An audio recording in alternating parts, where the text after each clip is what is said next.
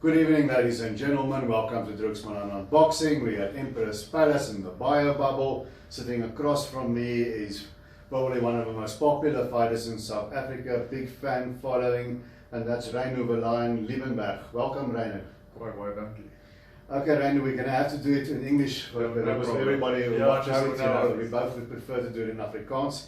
But before we get to Sunday's fight, you've had a very long career, you're a veteran, so there's a lot of things I want to ask you. And what I always like to do is go back to the beginning. What started you in boxing? Why did you start in boxing? So I was very small when I was young, and my father was a boxer.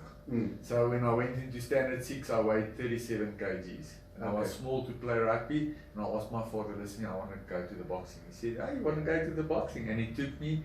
And I did a sparring session and I loved it, and yeah, I was a good amateur.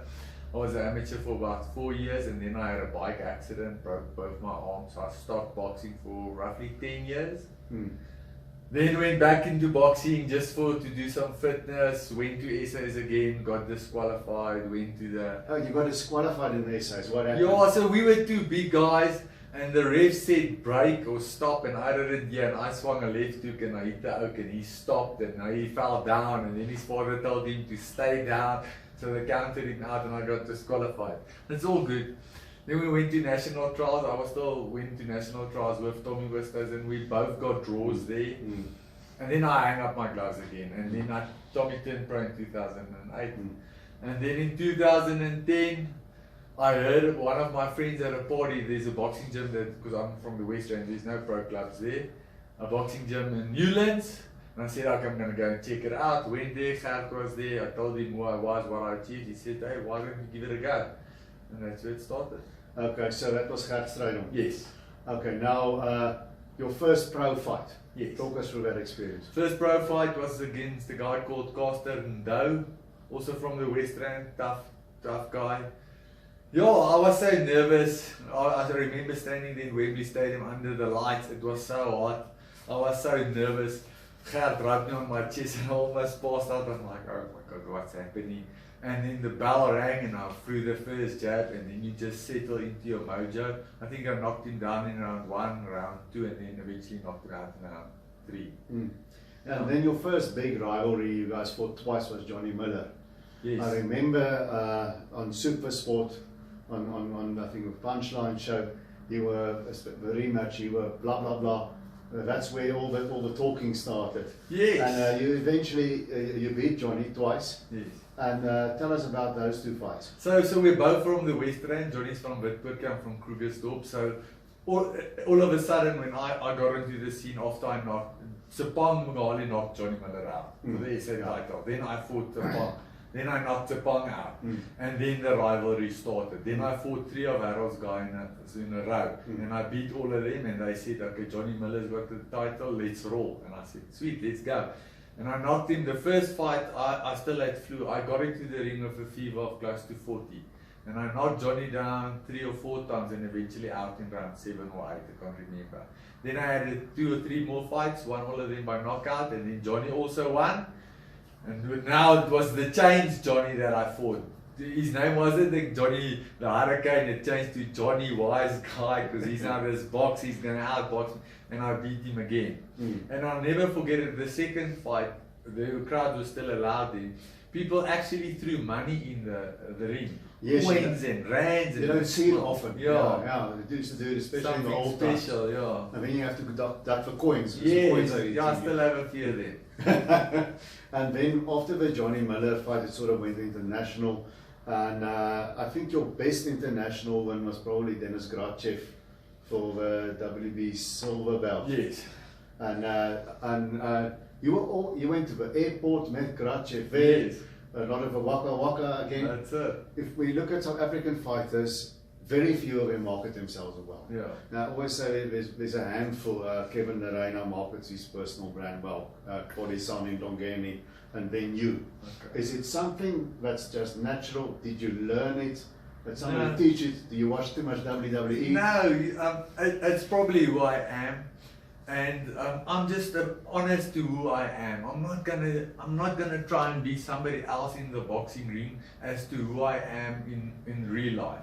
So what you see in boxing is who I am in the life. So I say my say and I talk my talk and I try to back it up every time. So I had lots of street fights in my life, more than 1,000 maybe, because of who I am. And it's just worked for me. That I've got that face, but I've got these bombs to back it up. Okay, that's a good thing. Now tell us about the Dennis Grachev fight. It was a tough one. Yeah, but you won in the end and you got that belt. So the first round I got cut on the eye. I'll never forget it. And I went to the corner. The blood still ran over my eyeball. So it's red. You can't see. And I'm like, Colin, I can't see. And Colin's like, have you got 2 eyes? I'm like, yes, I got 2 eyes. So use the other fucking eye. I'm like, okay, get over it. I'm like, okay, now I'm gonna check in. And then I settled in, and I won quite comfortably because they read the scorecards. So you listen to the scorecards because it's WBC. Open scoring. Yes. So after round 8, I knew now he can't catch me anymore. He needs to knock me out, and he just couldn't.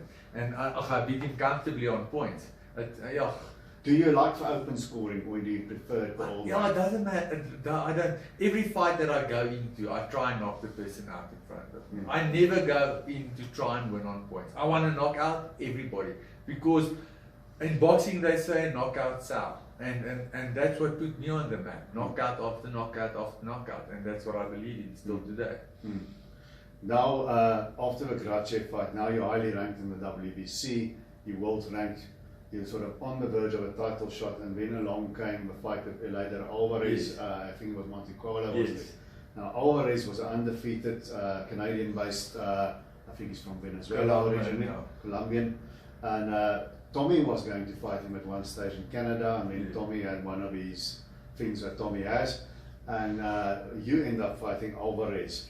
Tell us about Alvarez. So I got into the ring against Alvarez, full of bravado, full of confidence, the world at my feet, and I walked into a bomb. So the Alvarez fight, if I look back at my career, happened too soon. I was on top of the game. I was top 5 in the WBC, top 10 in the world. But he had such a vast amateur experience and competed at such a high level for so long. He just had an answer. He was 2 steps ahead of me in everything that I do. If I look at the fight now, I fought a completely wrong fight, and I made so many mistakes. But on that night, that's what I knew, that's what I tried to do, and it just didn't work. He was really the one guy where one can say, okay, he beat you properly. There's no whistle back or referee or whatever, or judges. Convincingly but beat me. He did go on to become WBO world champion not so long ago, knocking out Kovalev. That must have made you feel better. Yeah, at least I lost to somebody that actually made it. It wasn't just a nobody. You know, like I say in boxing, I feel if you lose 4, 8 and 10 rounds fights, you're gonna have a hard boxing career, because if you can't get past the guys in the beginning, when you get to the really tough guys, it's really tough. It's levels in boxing, and when you reach certain levels, it's just too hard. Then they got you straight back, and now you're fighting Tommy Oosthuizen. Tommy moves up to light heavy. So I asked for that fight. You asked for that fight. I asked Ryno Liebenberg straight away. I was going to ask you, because you came from Alvarez straight into such a tough fight. Rodney told me, listen, I'll first give you another fight. Let Tommy. I said, no, I want to fight Tommy. You know, it's a local guy. I know Tommy. Let's have a roll. And also, Tommy's biggest attribute in boxing is he makes you so uncomfortable in the ring. I've always had a saying, and then I made a mistake in doing that. If you want to fight Tommy, you need to fight Tommy after he's had a fight. Because when he fights and he's got money, he completely loses it. The fight after, he always looks cocked. He gets the decisions and he wins, but he looks terrible. So I fought Tommy after a long layoff, and he was ready for me, and he beat me. Look, I'm not going to shy away, but Tommy beat me. But also, Tommy is a guy that was supposed to be on Brian Mitchell and to go on to Bella's level. So there's no shame in losing. Yeah, he never quite got there, but he was touted as the guy. He's good enough to get there. His personal capacity wasn't. Yeah. So then after the Tommy fight, now it's back on the road again, and I think then came Erik Skoglund in Sweden. So an untidy, scrappy fight.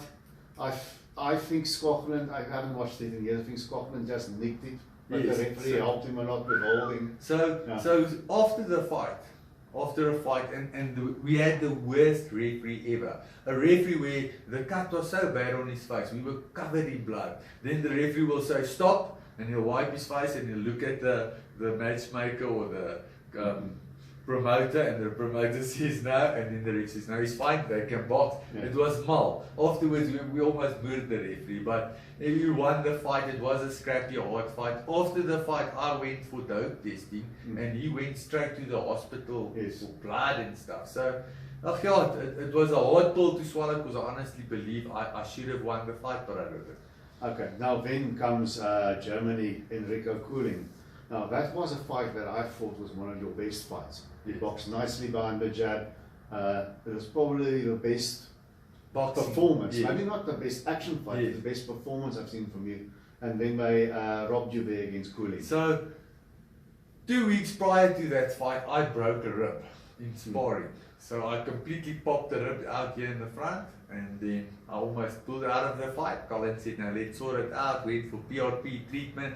So we're on the plane with this rib, I can't breathe, but we're sorting it out. You're going to fight, yes, we fight. So the idea is just run away from this out, because if he hits you, you're going to die. So round 4, he goes jab, jab, straight right hand, onto the rib. He hits me so hard in this rib that I piss in my pants in the ring.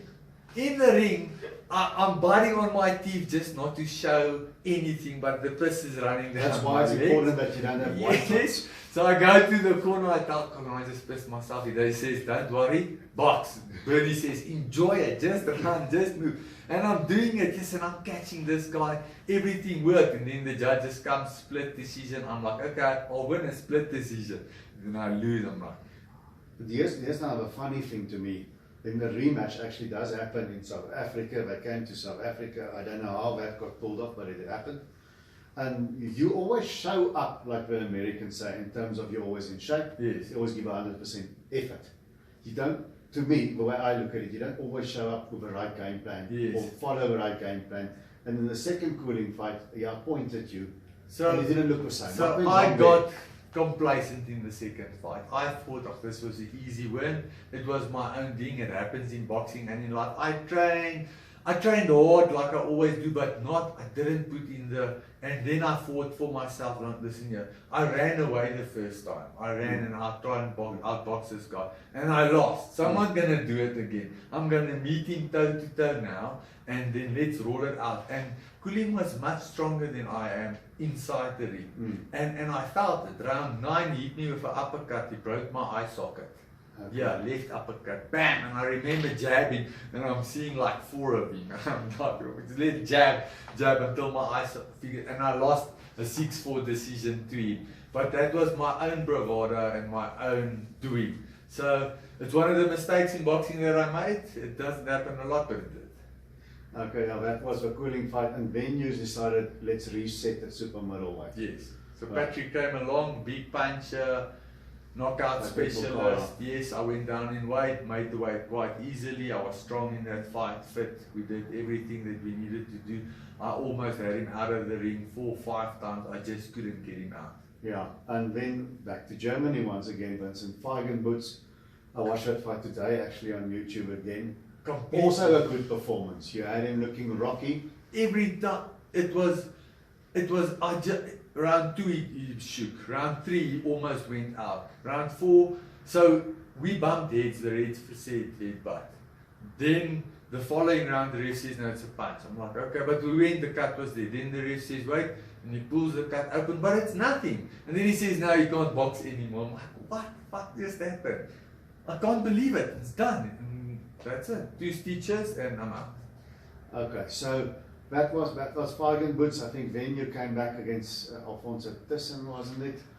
If I could have one fight over in my boxing career, I wouldn't fight Alfonso. He was a bit overmatched. He Overmatched, was a small one, and he's one of my friends. Yeah. So it made it hard fighting him. I didn't want to fight him, and you know we had sparring wars, me and Alfonso. But I've always said you can't win sparring. So I go into the mindset to learn in sparring, and Alfonso's mindset. Well, we went toe to toe in sparring many times, so he's gonna do it. And it's one of the fights that I regret taking, but I said no the first time, and then he phoned me up and said, listen here, please take the fight, it's a lot of money, he's going to put pen to paper, and I said, okay, I'll give you the fight, and it happened, and what happened. Yeah, Okay, and then back up to light heavyweight. Got just for opportunity? Yeah, got the opportunity. Well, actually what happened, February came, I slipped a disc in my back, could hardly move. Now I got to get an offer in Germany to fight Nick Hannig. Now this guy's got 7 fights, 1 fight is 1 punch, so he's only got 6 fights. I've got a slipped disc, I can barely move, but I'm going to take it. Go to Colin, he says, okay, it's cool. A week later, then one of Colin's other fighters got a title shot in Saudi Arabia for the WBC. That's Lerato, yeah? Yes, silver title. And Colin says, well, he's going to go with him. I said, no problem, I'm going to ask Gert to help me. Gert says, okay, because I'm not going to say no, it's good money. Yeah. Gert says, okay, he'll help me. So we try and train around this back injury of mine. That's, if you even know, anybody that knows what a slip disc is, it's horrendous. So we work it out, we go with a game plan to Germany. And I thought I won that fight. I honestly thought, but we knew we were behind. So I gave the last draw. The last two. I remember it like yesterday. As the promoter gets through the rings, now I can't breathe because I threw a billion punches the last round. He says a draw. He says a draw. It's not so bad. It's not vacant boots. It's a draw. Is he meaning that we got a draw and they read the scores, we get a draw? I'm like, shit, okay. It's not too bad. At least it's a draw, not a loss. And when the rematch comes, and that one goes a little differently. So the rematch comes, again, I feel a little bit better, back still there. And I think I was doing well in the first 4 rounds, and round 5 came and he hit me with a left hook that buckled my bones until 3 generations on. He hit me so hard with a left hook, I saw my wife walking in the ring with a dog. And we didn't even have a dog. I'm like, what are you doing here? She was like, ages, and then I'm like, okay, I'm still boxing. So it took me about 2 rounds to get my bearings back because he can punch. He sat on that left hook and he caught me. And I've watched the fight, I actually watched it the other day again. In round 10, I catch him, 1-2 left hook, and he buckles. And as I follow up, the ref says, stop, no hitting behind the head. I'm like, I never even touched you. So then I follow up, jab, jab, right hand, over, under, jab, jab, right. And he's falling, and he basically falls against the ropes, or he's there. I just need to punch him one more time, and he's going to go down. And the ref says, stop. I'm like, okay, is it over? 1. I'm like, give him a standing 8. A standing 8 count in a WBC silver. Yeah. So his hands are on the ropes. 1, 2, 3, 4, 5, 6, 7, 8. So the rule says if your hands are on the rope, stop it. Yeah, stop it. Now, bing, bing, bing, and there I lose a points decision. And I don't even think I did lose, but I didn't get the decision. Yeah, it was a close fight. It was closer than the first one. But it's immaterial. We should have had a stoppage. Yes. They should have either stopped it, or they should have let you knock it out. That's it. But that was that, and that's a past, and you came, you last fought, I think, in March, just before lockdown. Yes, last year, Alex Kabangu. Alex Kabangu is a common opponent between you and Ryno Campbell. Pretty much a spoiler, didn't want to fight, just wanted to hold. Made the fight, I went in there just to knock him out instead of box a little bit. I just wanted to prove a point that I can knock him out. Got him down, he stood up from the dead. And just made it uncomfortable, kept on holding, but I got the points decision eventually. So. Okay, now this fight, I've watched the interview also that Hayden Bruce Jones did with you on SA Boxing Talk. It seems like you've got other things going, you're involved in the paint business as well, yes. As we know, we see it on your trunks, and you're donating your purse for children in need, is that correct? Yes. Okay. So I'm giving everything that I make for this fight. I've got plenty of people that actually came on board and gave some money as well. I wrote every single person's name on my trunks. And all the money that I generate, I'm going to donate to people that help children in need. So I haven't thought of exactly who the people, I've got a few candidates that I'm going to give the money to, but I'm going to pay the money out because it's a lot of money on a monthly basis. So then I know the money goes for a good cause. Okay. Now let's get to a fight itself. We've talked about it, but before you say you are comfortable at the weight, you're not killing yourself to cutting off a leg to make super middle. What do you think of Ryno Campbell as a fighter? So Rowan's a good guy, he's a hard worker. His attributes are he's always fit and he works hard. So he throws a lot of punches. Those are his 2 attributes if you look at it in a boxing sense. His downsides in boxing is he's very easy to hit. He's got absolutely no defense, and that comes with experience. You learn later in boxing that you need to duck just as much as you give. So that will still come. So it's easy to hit. And Ryno's been on the canvas a few times against guys who can't punch to write their name. You know, Jinzo Singo, I don't even know how to pronounce his name. I think he had a younger Patani. He had like 4 knockouts in 12 fights. I think in his life he's only knocked down 2 guys, and one of them is Ryno Campbell. So that's his other thing, he's chinny, and that's what we're going to exploit.